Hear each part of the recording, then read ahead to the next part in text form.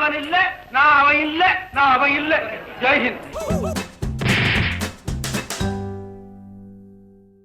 2018ஆம் ஆண்டு ஒரு வருஷம் ஃபுல்லா உள்ளூர் ஆளுமையிலிருந்து உலக ஆளுமை வரைக்கும் எல்லாரையும் வலுக்கட்டாயமா வண்டியில் ஏற்றி கூட்டிட்டு வந்து வச்சு நிறைய சம்பவங்களை பண்ணி முடிச்சிருக்கிறோம். அந்த ஆளுமைகள் எல்லாருமே கடந்த ஒரு வாரமா எங்களுடைய கனவுகளில் வந்து ஏண்டா ஒரு வருஷம் 250 எபிசோடுக்கு மேல உங்களுக்கு கலர் கலரா கண்டென்ட் குத்துமே, வருஷ கடைசியில் எங்களுக்கு ஒரு சின்ன அவார்டு கொடுக்கணும் உங்களுக்கு தோணுச்சா அப்படின்னு செவுல் அடிக்கிற மாதிரி ஒரு கேள்வியை கேட்டு போயிட்டாங்க. சரி, நாங்களும் உட்காந்து டிஸ்கஸ் பண்ணி நைட்டும் பகலமா உட்காந்து கஷ்டப்பட்டு நாச்சியப்பன் பாத்திர கடவின் உதவி இல்லாமே கலர் கலரா நிறைய விருது வந்து ரெடி பண்ணி வச்சிருக்கிறோம். சோ அத அவங்களுக்கு அள்ளி கொடுக்கிறதா இன்னைக்கான நியூஸ் கராத்தே.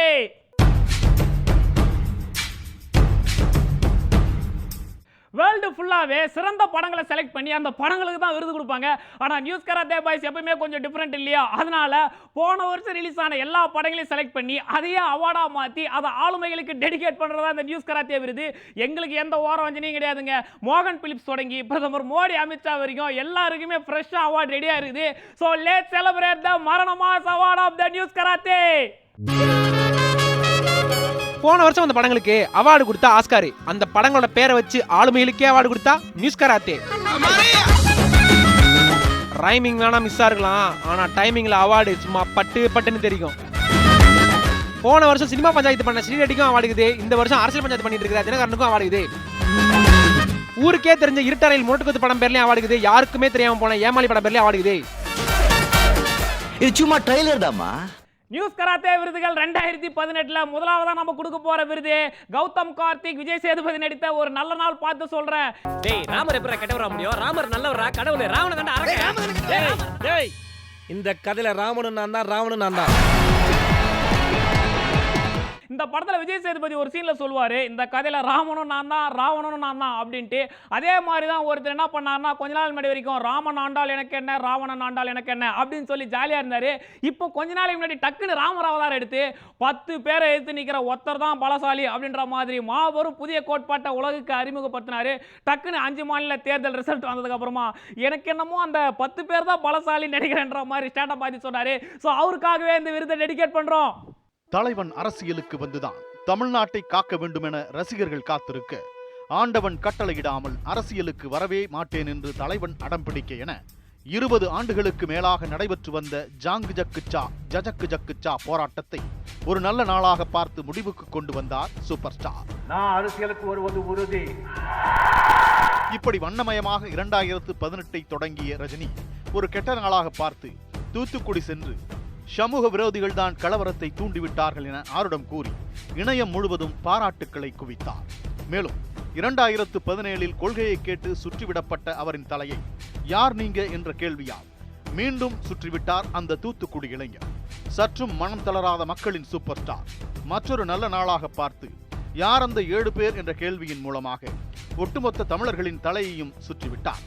அத்தோடு நில்லாமல் 10 பேரை எதிர்த்து நிற்கும் ஒற்றையாளே பலசாலி எனும் மாபெரும் கணித கோட்பாட்டை வெளியிட்டு ஒட்டுமொத்த இந்தியர்களின் தலையையும் சுற்றவிட்டு அழகு பார்க்கவும் அவர் தவறவில்லை.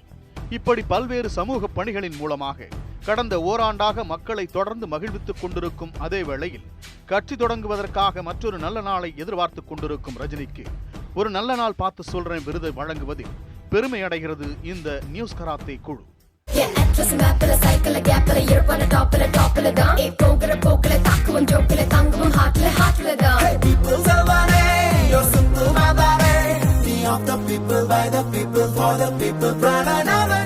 நியூஸ் கராத்தே விருதுகள் 2018ல அடுத்த நம்ம பார்க்க போற விருது சுந்தர் சியோட இயக்கத்துல அகில உலக சூப்பர் ஸ்டார் சிவா நடிப்புல உருவான கலகலப்பு 2.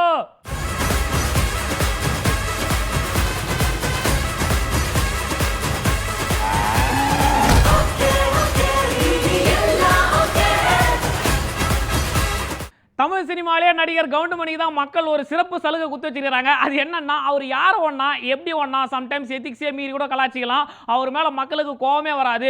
அதே மாதிரி தான் தமிழக அரசியல் சூழலையும் ஒரு நபருக்கு மக்கள் அந்த மாதிரி ஒரு சிறப்பு சலுகை குத்து வச்சிருக்காங்க. இவர் பத்திரிகைக்காரங்க, அமைச்சர், முதல்வர், தன் சொந்த கட்சியின் தலைவர்னு ஒருத்தர் விடாம கலாச்சி தன்னை சுத்தி இருக்கிற எப்பவுமே எல்லாரையும் கலகலப்பா வச்சிருக்கிறதால கலகலப்பு 2 விருதை அவருக்கே டெடிகேட் பண்றோம். கலகலப்பு 2 விருது துரைமுருகனுக்கு. நியூஸ் கராத்தே பாய்ஸ் ஒருமுறை அமைச்சர் ஜெயக்குமாரை பேட்டி எடுக்கும் போது திமுகவிலிருந்து ஒரு நபரை அதிமுக பக்கம் இழுத்துக் கொள்ளலாம் என்றால் யாரை இழுப்பீர்கள் என்ற வரலாற்று சிறப்புமிக்க கேள்வி முன்வைக்கப்பட்டது. அதற்கு அமைச்சர் ஜே.கே. தேர்ந்தெடுத்த நபர் துரைமுருகன். இப்படி பரம்பரை எதிர்க்கட்சியினரே தன்னை விரும்பும் அளவிற்கு சுற்றியிருப்போரை கலகலப்பாக வைத்திருப்பதே துரைமுருகனின் ஸ்பெஷல். சீரியஸாக கேள்வி கேட்கும் பத்திரிகையாளர்களை சிரிப்பு மூட்டி அனுப்புவது, போட்டி சட்டமன்றம் நடத்தி அமைச்சர்களைப் போல் மிமிக்ரி செய்வது, அவரின் தலைவரான ஸ்டாலின் ஆக்ரோஷமாக பேசிக் கொண்டிருக்கும் போது சைடில் நின்று கொண்டு தன் முக பாவனைகளாலேயே சைலண்டாக ஸ்கோர் செய்வது என துரைமுருகன் இருக்கும் இடத்தில் கலகலப்பிற்கு பஞ்சமே இருக்காது. கருணாநிதி ஜெயலலிதா காலத்திலேயே பல சரித்திர நிகழ்வுகளை செய்து கலகலப்பின் உச்சம் தொட்ட துரைமுருகன் தற்கால இளைஞர்கள் அவருக்கு ஆர்மியே தொடங்கும் அளவிற்கு நகைச்சுவையில் தன்னை அப்டேட் செய்து கொண்டு கலகலப்பு வெர்ஷன் 2 அவதாரம் எடுத்துள்ளார். எனவே துரைமுருகனுக்கு கலகலப்பு விருதை வழங்கி மகிழ்ச்சி அடைந்து கொள்கிறது இந்த நியூஸ் கராத்தி.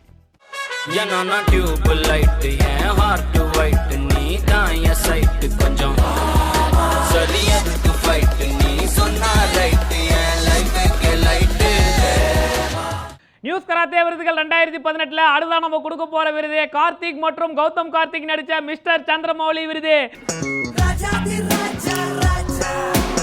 ஏய் உங்க அப்பா சந்திரமௌலி தானே, ஏதோ ராஜமௌலி லெவலுக்கு பில்டப் கொடுக்குற. இந்த விருதுக்கு பின்னாடி ஒரு பின் கதை இருக்குது. முன்னொரு காலத்துல மணிரத்னத்தோட டைரக்ஷன்ல உருவான மௌனராகம் படத்திலேயே மிஸ்டர் சந்திரமௌலி அப்படின்ற ஒரு கேரக்டர் வரும். அந்த கேரக்டரை நடிகர் கார்த்தி புடிச்சு பயங்கரமா கலாச்சி விட்டு அமைச்சிருவாரு. அதே மாதிரியே நம்ம ஸ்டேட்ல இருந்து இன்னொரு ஸ்டேட்டுக்கு சாமி கும்பிட போன ஒரு மாண்புமிகு அமைச்சரை அந்த ஒரு போலீஸ்கார் கலாச்சி அமைச்சதால அந்த கலாய்ப்பட்ட அமைச்சருக்கே இந்த விருது நாங்க டெடிகேட் பண்றோம். மிஸ்டர் சந்திரமௌலி விருது கோஸ் டு பொன் ராதாகிருஷ்ணன். காங்கிரஸ் குடும்பத்தில் பிறந்து RSS இயக்கத்தில் அரசியல் பயின்று ஒரு பச்சை திராவிடராக தமிழக பாஜகவை வழிநடத்தி கொண்டிருக்கும் அமைச்சர் பொன் ராதாகிருஷ்ணன் ஒரு பழுத்த அரசியல்வாதி. 100 வார்த்தைகள் பேச வேண்டிய இடத்தில் அமைச்சர் பொன்னார் ஒரே வார்த்தை தான் பேசுவார். ஆனால் அந்த ஒரு வார்த்தையில் 1000 அர்த்தங்கள் புதைந்திருக்கும்.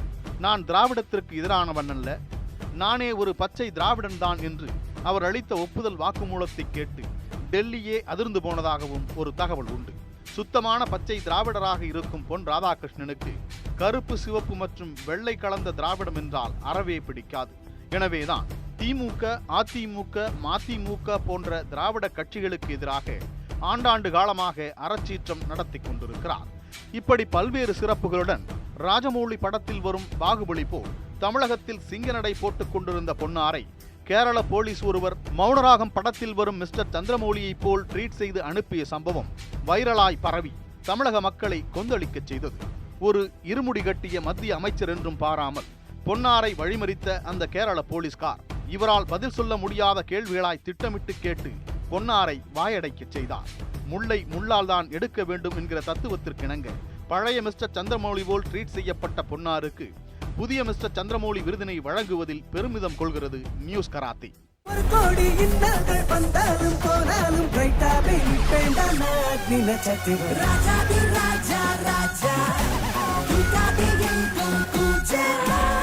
நியூஸ் கராத்தே விருதுகள் 2018 அடுத்த நம்ம கொடுக்க போற விருது மாகாப்பா ஆனந்த் சென்ராயன் நடிச்ச பஞ்சு முட்டாய் விருது. எதுக்கு கவலைப்படாதா, எல்லா ஐயனார் பாத்துக்குவாரு. நானும் பாத்துக்கிட்டே இருக்கேன். எப்ப பார்த்தாலும் அவர் மேலே கோவத்தை காட்டிக்கிட்டே இருக்கீங்க. இந்த படத்தை பற்றி உள்ள எதுவும் பேசுறதுக்கு ஒன்றும் இல்லை. இந்த படத்தோட பேரில் எல்லாத்தையும் முடிச்சிடலாம். பஞ்சு மிட்டாய் பார்த்தீங்கன்னா பார்க்குறதுக்கு நல்லா கலராக அழகாக புசு புசுன்னு பெருசாக இருக்கும். பட் கையை வச்சு அதை அமுங்கினீங்க அப்படின்னா புசுன்னு சுருங்கி போய் சின்னதாக மாறிடும். அதே மாதிரியே 2018 ஸ்டார்டிங்கில் அழகாக பெருசாக ஆரம்பித்த அவரோட அரசியல் பயணம் வந்து எண்டிங்கில் கொஞ்சம் சுருங்கி புசு புசுன்னு சின்னதாக மாறி போச்சு.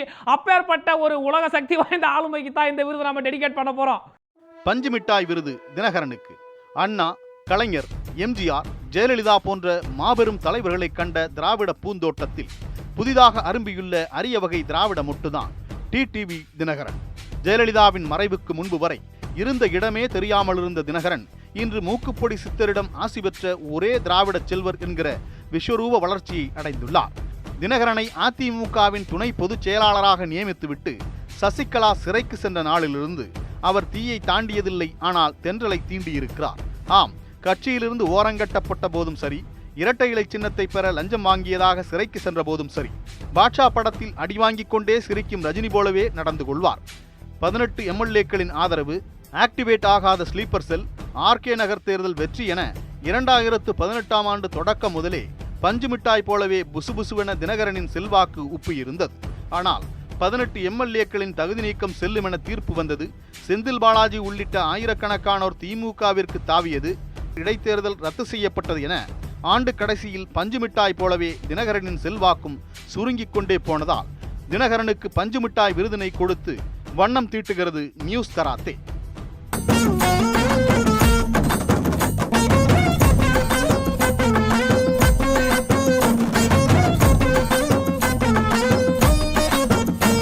நியூஸ் கராத்தே விருதுகள் 2018 அடுத்த நாம பார்க்க போற விருது வஞ்சகர் உலகம் விருது. சென்டிமென்ட்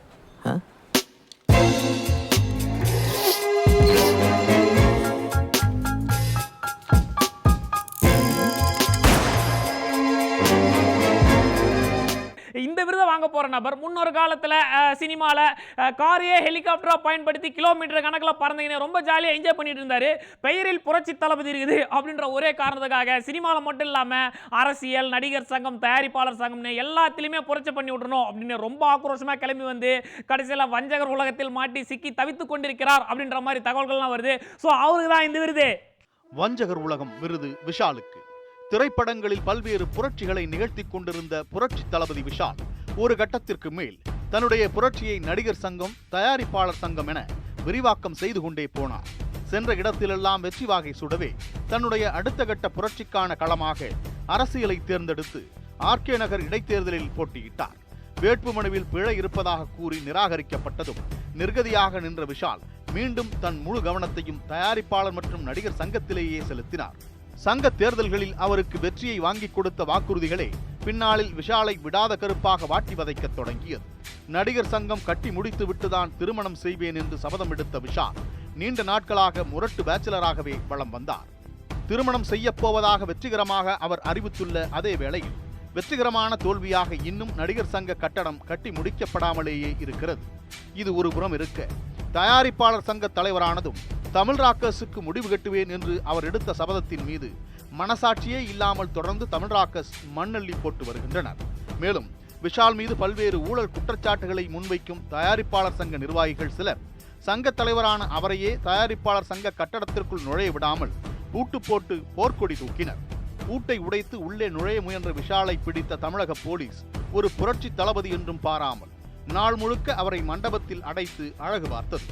இப்பேற்பட்ட வஞ்சகர் உலகத்தில் வாண்டடாக வெளியே சென்று நாள்தோறும் பல பஞ்சாயத்துக்களை சமாளித்து வரும் விஷாலுக்கு வஞ்சகர் உலகம் விருதை உரித்தாக்குவதில் பெருமகிழ்ச்சி அடைகிறோம்.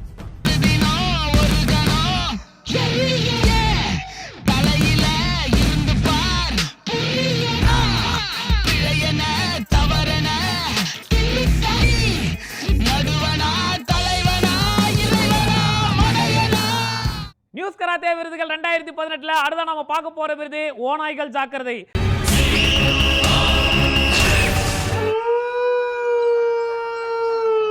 2017 சுச்சி லீக்ஸ் அப்படின்ற ஹேஷ்டேக் மூலமா ரிலீஸ் ஆன போட்டோஸ் வீடியோஸ்லாம் பயங்கரமான ஒரு பூகம்பத்தை தமிழ் சினிமாவில் ஏற்படுத்திச்சு.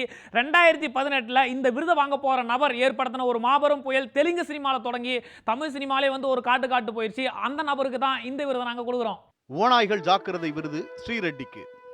தெலுங்கு திரைப்பட உலகில் நடிகைகளுக்கு பாலியல் கொடுமை இருப்பதாக தொடர் போராட்டங்களில் குதித்தவர் நடிகை ஸ்ரீரெட்டி. ஸ்ரீலீக்ஸ் என்னும் பெயரில் நடிகர்கள், இயக்குநர்கள் பெயர்களை குறிப்பிட்டு அவர்களால் தான் ஏமாற்றப்பட்டதாக கூறி அது தொடர்பான புகைப்படங்களையும் ஆதாரமாக வெளியிட்டு பெரும் பரபரப்பை ஏற்படுத்தினார். தெலுங்கு சினிமாவை தொடர்ந்து தமிழ் சினிமா பக்கம் லைட்டை திருப்பிய ஸ்ரீரெட்டி, ஹாய் முருகதாஸ் ஜி, எப்படி இருக்கீங்க? உங்களுக்கு அந்த பார்க் ஹோட்டல் ஞாபகம் இருக்கான்னு போட்ட ஃபேஸ்புக் ஸ்டேட்டஸ் ஒட்டுமொத்த தமிழ் சினிமா ரசிகர்களையும் அதிர்ச்சிக்குள்ளாக்கியது. ஆம், தமிழகத்து நோலன் என்று அழைக்கப்படும் முருகதாஸ் தனக்கு படவாய்ப்பு தருவதாக சத்தியம் செய்துவிட்டு பாலியல் ரீதியாக பயன்படுத்தி கொண்டதாகவும் இதுவரை தனக்கு எந்த வாய்ப்பும் தரவில்லை எனவும் குறிப்பிட்டிருந்தார். ஸ்ரீரெட்டியின் இந்த குற்றச்சாட்டின் போது இயக்குனர் முருகதாஸ் சர்க்கார் படத்தில் ஒரு விரல் புரட்சிக்காக அயராது உழைத்துக் கொண்டிருந்தார் என்பது குறிப்பிடத்தக்கது. ஏழை மக்களுக்காக அரசு கொடுக்கும் இலவச மிக்சி கிரைண்டரை கூட நெருப்பில் தூக்கி போட்டு புரட்சி செய்தவர் முருகதாஸ். அப்பேற்பட்ட புரட்சிக்காரர் மீதே பாலியல் ரீதியாக இலவசமாக தன்னை பயன்படுத்தி கொண்டதாக ஸ்ரீரெட்டி குற்றம் சாட்டியதை காலத்தின் கோலமாக கூட நாம் பார்க்கலாம். முருகதாஸை தொடர்ந்து லாரன்ஸ், சுந்தர் சி என மேலும் பலரின் பெயர்களை வெளியிட்டு நியாயம் கேட்ட ஸ்ரீரெட்டிக்கு ஓநாய்கள் ஜாக்கிரதை விருதை கனத்த மனதுடன் வழங்கிக் கொள்கிறோம். எந்த உடலுக்குள் உயிராய் கலந்தவளே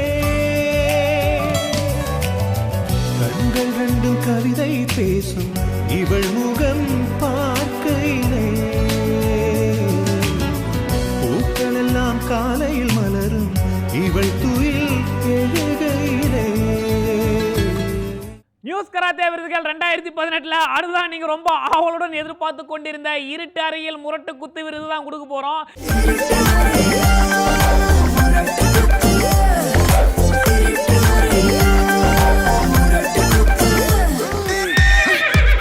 இந்த படமே வந்து பாத்தீங்கன்னா இந்த தலைப்பால தான் பயங்கரமா ஹிட் ஆச்சு. இப்பேற்பட்ட வரலாற்று சிறப்புமிக்க இந்த விருதை யாரு கொடுக்கலாம் அப்படின்னு நாங்களும் ஒரு 2 நாளைக்கு உட்காந்து பயங்கரமா ரிசர்ச் பண்ணதுல எங்களுக்கு கடைசியா சிக்கினது ஒரே ஒரு ஆளுமை தான். அந்த மாபெரும் ஆளுமைக்கே இந்த விருதை கொடுத்து நாங்க கௌரவிக்கிறோம். இருட்டு அறையில் முரட்டு குத்து விருது சிவக்குமாருக்கு. தமிழ் சினிமாவின் அப்பழுக்கற்ற நடிகராக ஆண்டாண்டு காலமாக அறியப்படும் சிவக்குமார் நடிகர் என்பதை தாண்டி ஒரு சிறந்த மேடை பேச்சாளர். கம்பராமாயணத்தின் மேல் எல்லையில்லா ஈடுபாடு கொண்டு அதில் வரும் அத்தனை பாடல்களையும் மனப்பாடம் செய்த இவர் அவற்றை மேற்கோள் காட்டி ஏராளமான சொற்பொழிவும் நடத்தி வருகிறார். ராமாயணத்தின் 7 காண்டங்களை பற்றி கல்லூரியாக சென்று சொற்பொழிவாற்றி வந்த சிவக்குமார் முன்னொரு காலத்தில் கருத்தடை காண்டம் குறித்து புள்ளி விவரங்களுடன் ஆற்றிய உரை கடந்த ஆண்டு திடீரென இணையத்தில் வைரலாகி அனைவரையும் அதிர்ச்சிக்குள்ளாக்கியது. தனியார் ஐடி நிறுவனம் ஒன்றின் கழிவுநீர் தொட்டியில் 2 டன் காண்டம் எடுக்கப்பட்டதாக அவர் சொன்னதற்கு யாரும் அதிர்ச்சியாகவில்லை. மாறாக அந்த காண்டத்தையெல்லாம் கணக்கச்சிதமாக பொறுக்கி எப்படி இப்படி துல்லியமாக எடை போட்டார்கள் என்றுதான் அனைவரும் வியப்பில் ஆழ்ந்தனர். ஒருவேளை சிங்கம் படத்தில் நடிகர் சூர்யா பேசும் ஓங்கி அடித்தால் 1 டன் வெயிட் என்கிற ஃபார்முலாவின்படி கணக்கிட்டுத்தான் சிவக்குமார் இவ்வாறு கூறினாரா என்கிற விவாதங்களும் மேற்கொள்ளப்பட்டன.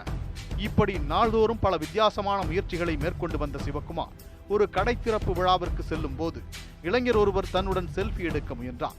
அதைக் கண்டு கண்கள் சிவந்து கண்ணம் துடிக்கும் அளவுக்கு ஆத்திரமடைந்த சிவக்குமார் ஒரு முரட்டு குத்தால் அந்த செல்போனை சதுர தேங்காய் ஆக்கினார்.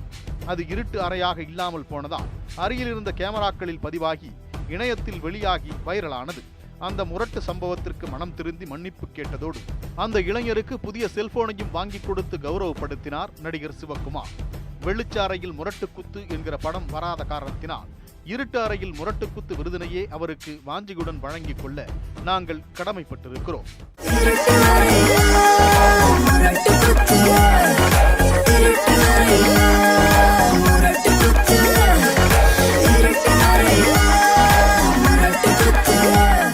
ஓகே மகளே, இன்னைக்கான விருது வாங்கும் விழாவை இதோட நாங்கள் முடிச்சுக்கிறோம். இன்னும் பெத்த விருதுகளை வாங்குறதுக்காக மிக முக்கிய ஆளுமைகள்லாம் கியூவில் வெயிட் பண்ணிருக்காங்க.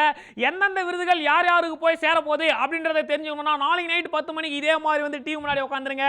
நன்றி, வணக்கம்.